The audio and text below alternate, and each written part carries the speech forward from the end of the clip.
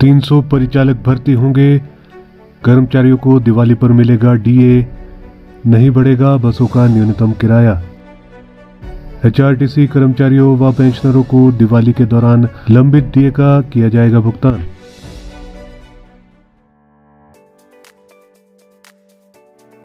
हिमाचल पथ परिवहन यानी कि एचआरटीसी की मंगलवार को हुई बीओडी बैठक में कई बड़े फैसले लिए गए हैं। एचआरटीसी कर्मचारियों व पेंशनरों को दिवाली के दौरान लंबित डीए का भुगतान किया जाएगा। बीओडी की बैठक के बाद उप मुख्यमंत्री मुकेश अग्निहोत्री ने पत्रकार वार्ता के दौरान बताया कि एचआरटीसी कर्मचारियों पेंशनरों का 3 करोड़ डीए लंबित है। दिवाली पर कर्मचारियों व पेंशनरों का इसका भुगतान किया जाएगा।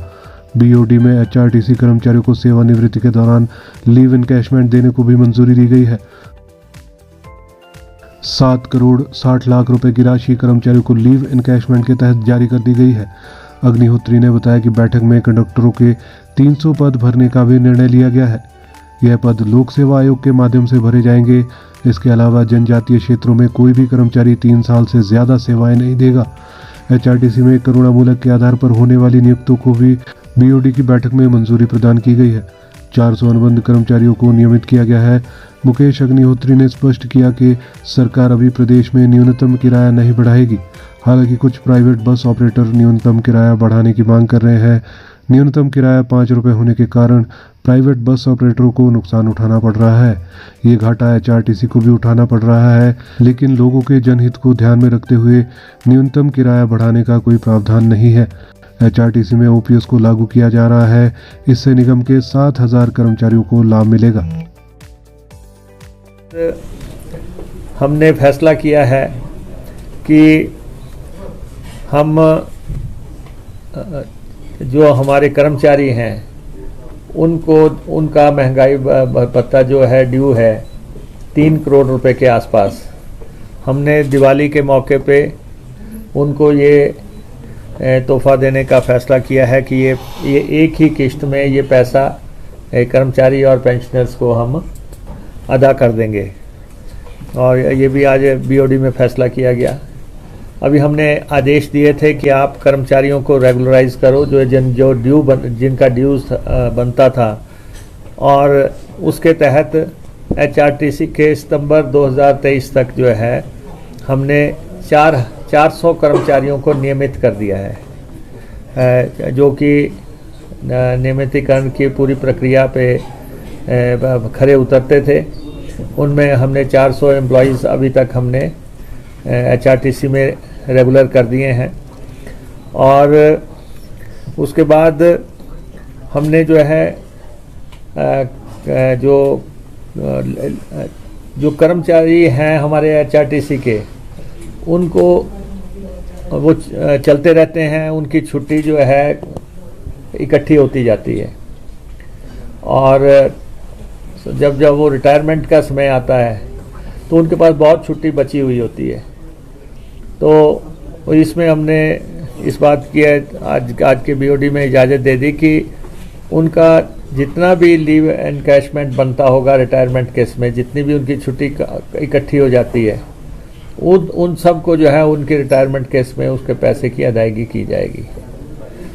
और ये भी लगभग 7 करोड़ 60 लाख के आसपास का पैसा अभी तक के आंकड़ों के मुताबिक रिलीज है। हाँ जी, ये रिलीज हो गया। ये रिलीज जो है अब तक हो चुका है, और ओपीएस को हमने इम्प्लीमेंट कर दिया है। और ये सरकार वचनबद्ध है कि